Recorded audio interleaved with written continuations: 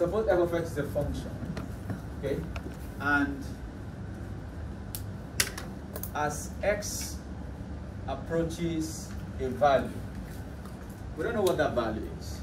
That value could be a number, it could be the concept of infinity, which means the value is becoming large, or maybe it approaches one particular number. We are not talking about the direction now. Was it this class I mentioned limit from different directions? I think it's from 5. We're not talking about whether it's approaching from, when we were doing the asymptote problems, rational form, we always talk about approaching from below, above. You will understand that better in limits, okay? Suppose it's approaching a value, irrespective of direction, we don't care. As x approaches this, the function f of x approaches L. This number L, of course, a real number. A is also a real number.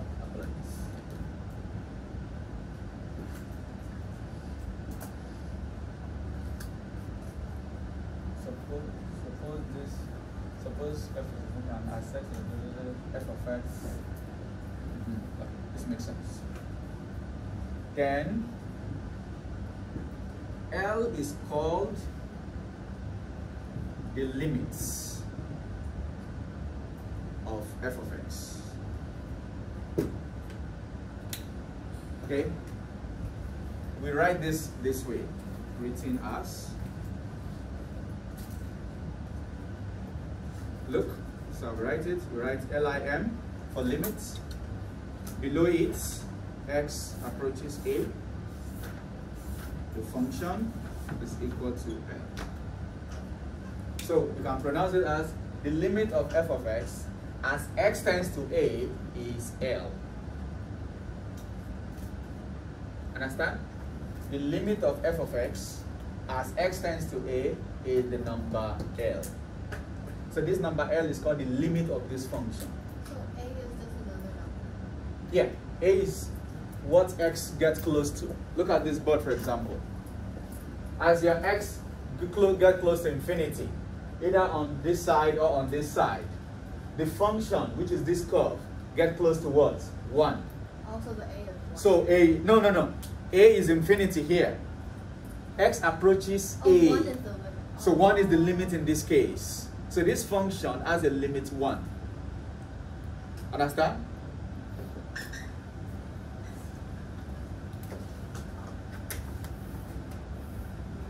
So basic rule. So don't forget this notation, please. Very important. Okay. Basic rules. These rules apply for simple functions. Okay. Especially if the limit exists. If the limit does not exist, we have what to do. Let's f of x and g of x be functions. Let's a belongs to R. 1. The limits of f of x as x tends to a is simply f of a. Just substitute. That's what it's saying. Okay?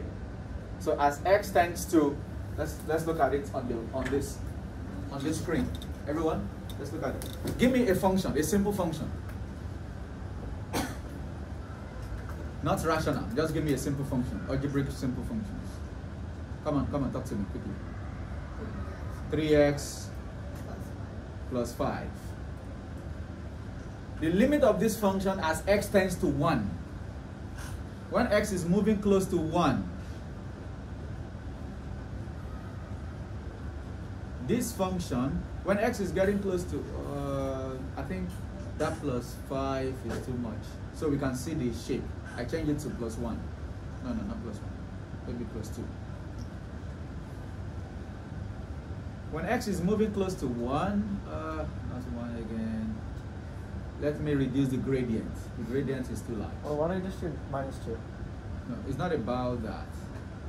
See, it's not about that. I need something we can see when it is 1. Okay, so let's have a gradient 0.5 maybe, and let's say this is something like this. Then we can see this finger 2 plus 1. Okay, as x tends to 1, which means maybe x is moving here. Can you see my cursor? When x is moving close to 1, this line is also moving close to what? It's moving close to 1.5. Do you agree?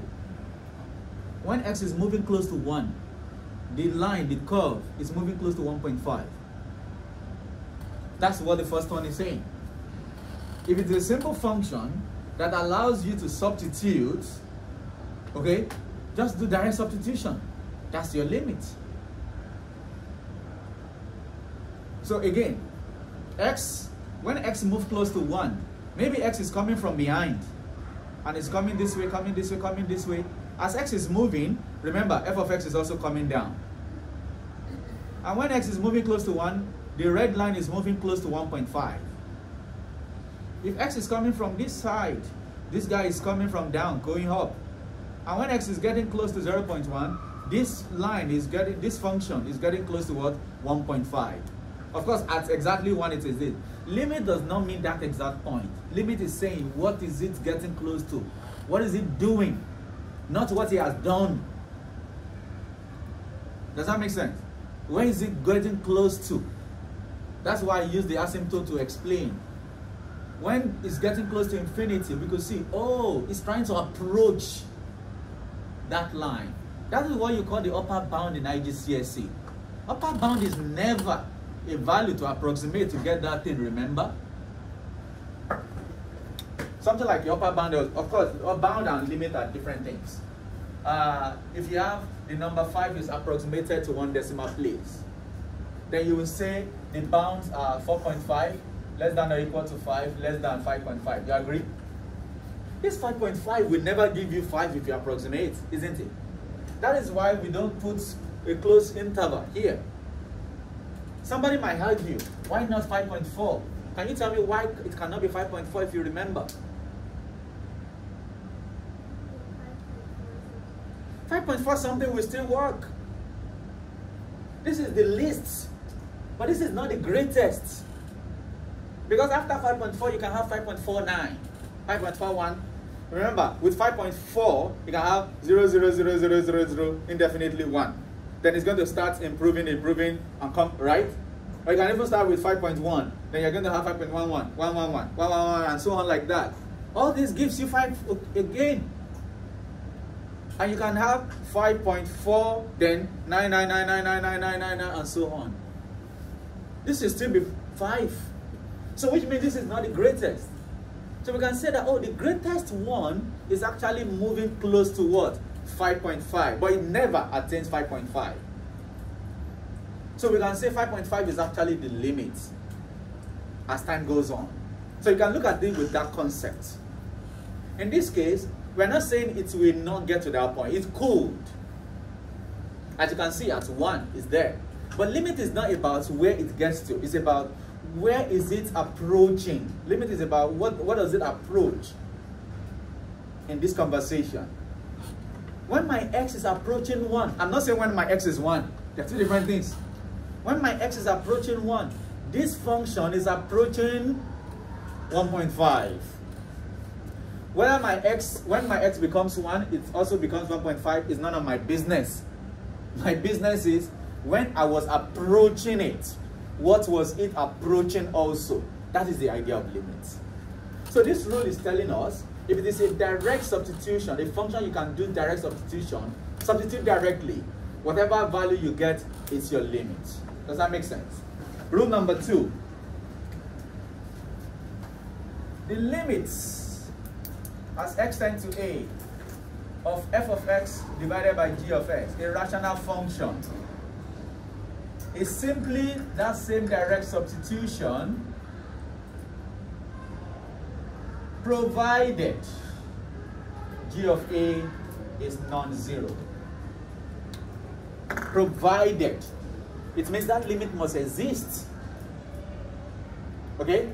I should have put in the first one, when some of you get to university next year, there will be a condition if f of a exists. But I'm looking at f of a in this case as an algebraic polynomial function. It will always exist when we substitute. The only place it will not exist is when you have a case like this and the denominator is 0. Am I making sense, please? Just to check. Confused? Not yet. Okay. Another one. If you have a polynomial, which we have already addressed here anyway,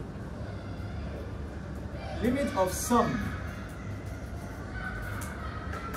or difference of functions is simply just substitution also. I think it's kind of connected to all this. Same with the product.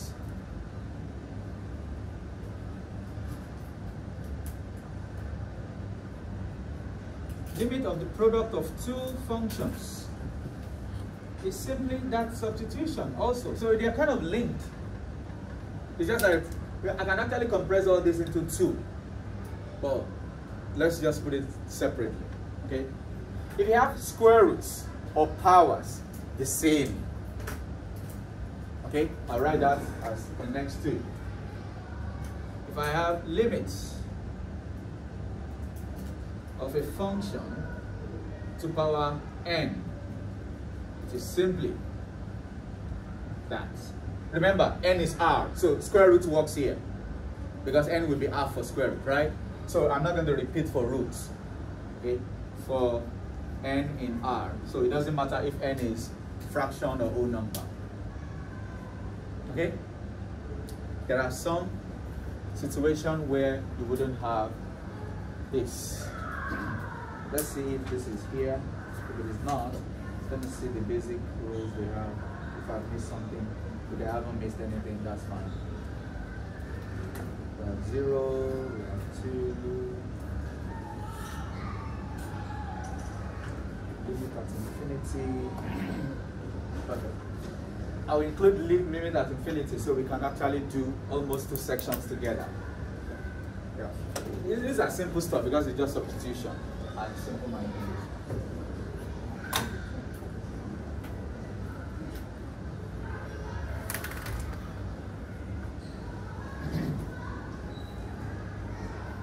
So two more and we can forget about the first idea of limits.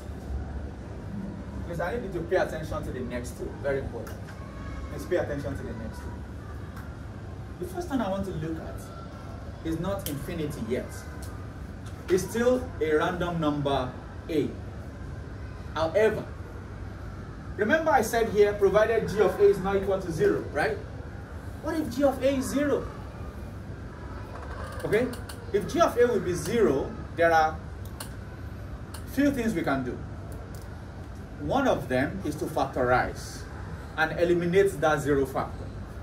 For example, limits, sorry, I'm just putting all the rules together, not each of them with example. I believe you don't need all those baby approach anymore. Let's say limit as x tends to 2 of x plus 2, x plus 1. When you substitute 2, do you get 0 here? That's the case of g of a is not equal to 0. Then you're going to just have, in that case, you are allowed to substitute directly. So the limit is simply 4 over 3. That's what this law is talking about. Understand? Now, in some situations, the bottom number will be 0, which is not possible, which makes the limit not to exist. But our limits we are trying to find, we assume they kind of exist. Not like we assume, but we expect them to exist. Look at this, x squared minus 1, x plus 1. In this case, this is 2, but this is 0. Right? In that case, oh, you can't substitute. What do you do first? You factorize. When you factorize,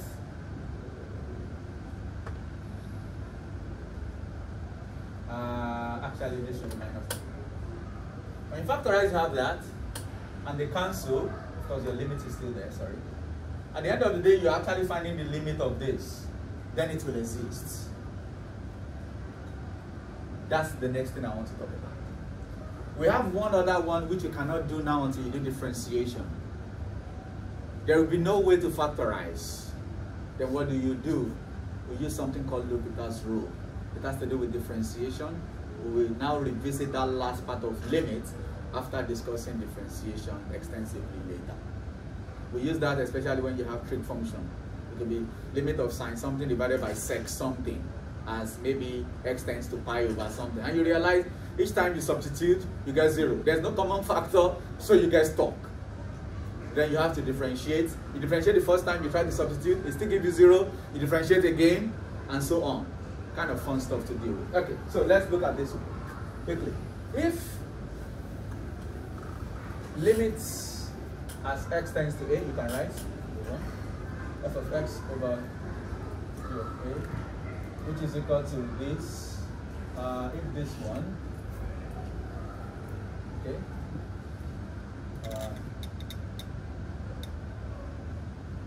if this is infinity, that is g of a is equal to 0. Okay. First, simplify f of x over g of x to remove the common factor, the common 0 factor. Let me put it that way. That's the factor that leads to the 0. Okay? That's the first thing we do. So for this one, I'll put this example right after it. 80. Or maybe we can discuss everything together, sorry. The last but not the least. If you have infinity, and something tends to infinity, this is also a rational function. For limits of f of x divided by g of x, as x tends to infinity, a few things you need to do. Listen, please. I'll demonstrate here first, then I write it properly. The question is, hope I'm not too far from the camera. Okay. I'll put it here, I can erase it. So you have limits as x tends to infinity of, maybe we can use that on the graph to check some of the things we have been doing in the graph. Maybe x plus 2 divided by x minus 1, for example. You think of, this is a polynomial of degree 1, a polynomial of degree 1. In that case, you divide both numerator and denominator by x to the power 1, because 1 is the maximum. You always go for the maximum. If this is polynomial of degree maybe 2 and this is 1, you use x squared. If this is cube and this is power 7, you use x to the power 7. You always go for the maximum. What I mean by divide, you might be wondering, but this is not an equation. Why are we dividing? We are actually not dividing. We are multiplying by 1 over x, 1 over x. So basically we are dividing. There's no crime in multiplying a fraction by the same number. But you cannot say you divide both sides. There is no side, there's only one. Am I making sense? So this expression will become limit as x tends to infinity. This will be 1, agree? This will be 2 over x, yes? This will be 1 also, this will be 1 over x, yes? With this, we can substitute. You are not substituting x is 1 over that, because then you assume infinity is a number. Infinity is not a number. It's just a concept of that maximum possible number that can be imagined, which nobody has been able to imagine. Even the computer will crash when it gets to a point, because for every number there's always a number greater than it, right? So infinity is just a concept. So you can now say, as x approaches infinity, what happens to 1 over x? Can somebody answer that question? It becomes what? 0. So your substitution gives you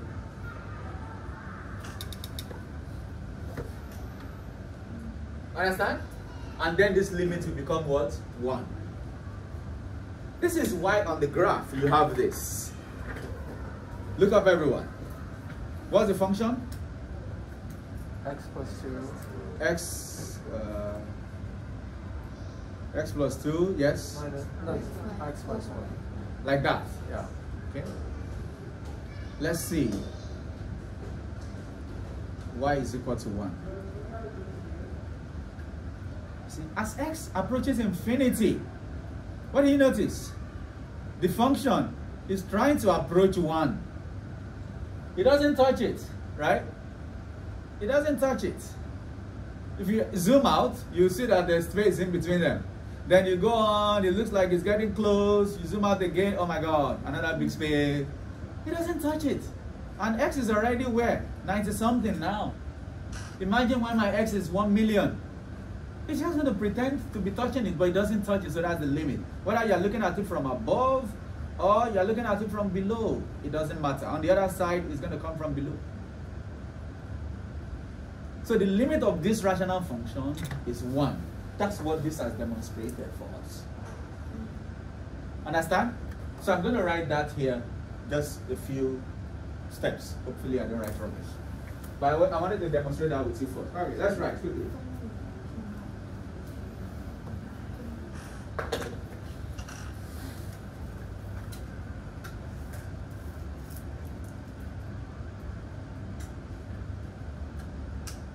Where the degree, let's use it that way. Where the degree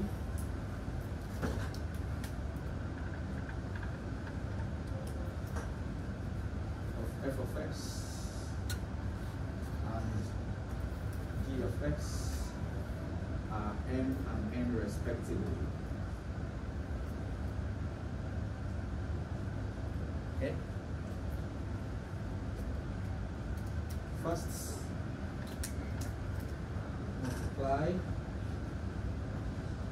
f of x over g of x by 1 over x to the power, give me a letter.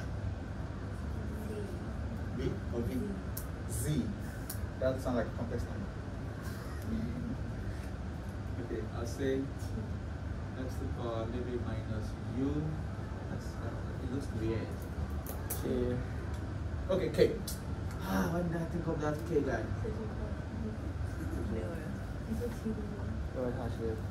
Do you understand this? I don't want to write 1 over. Okay, it's the same.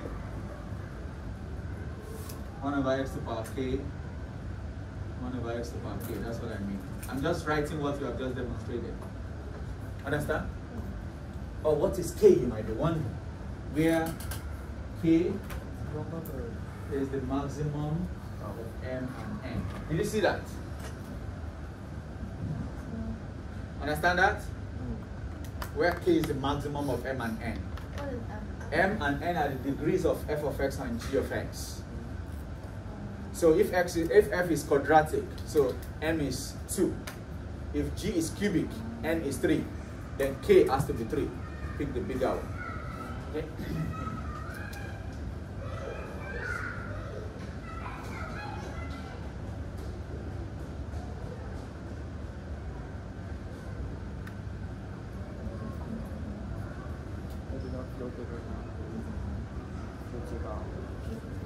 I probably would.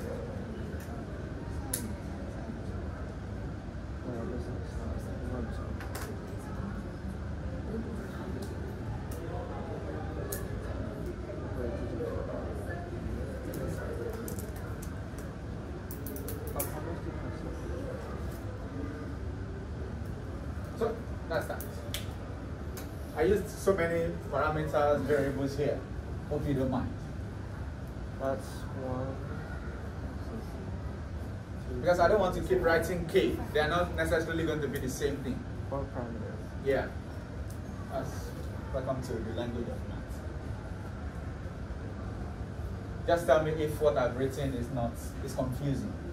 Okay? Lambda, alpha, you know those guys, right? Your friends.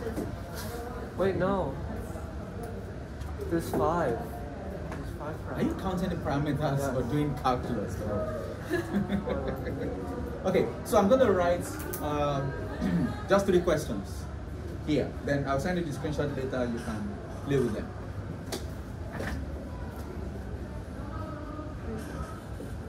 Evaluate.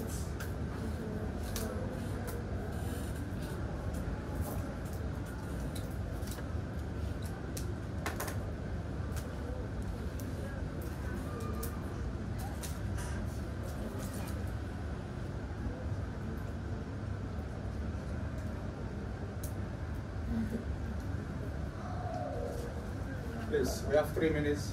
Quickly do them. If you don't have your notes, just do some scrap papers or something.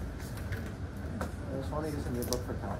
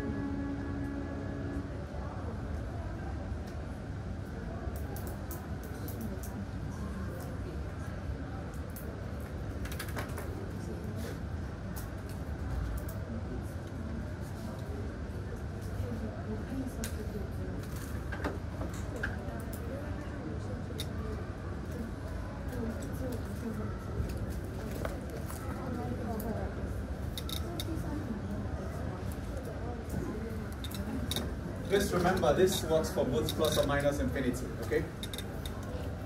Maybe I write, say, plus or minus infinity. Can you change that, please? As x tends to plus or minus infinity, it doesn't matter which one. And use the fact that as x tends to plus or minus infinity, this tends to 0. Yes. It Oh. doesn't have to. My bad. I didn't get enough sleep before police started.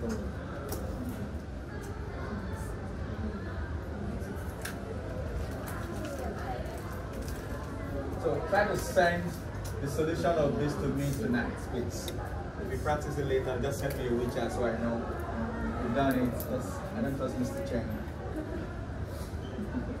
He's like, come on, why me? Sorry, bro.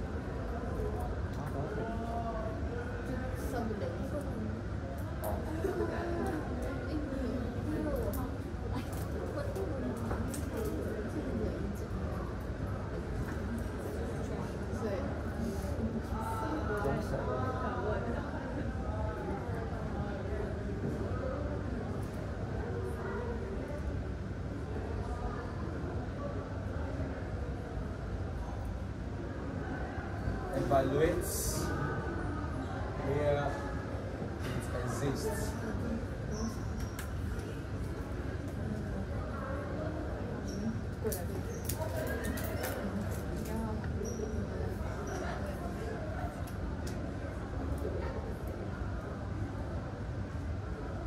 Finally, after this, you can go for a scratching, please.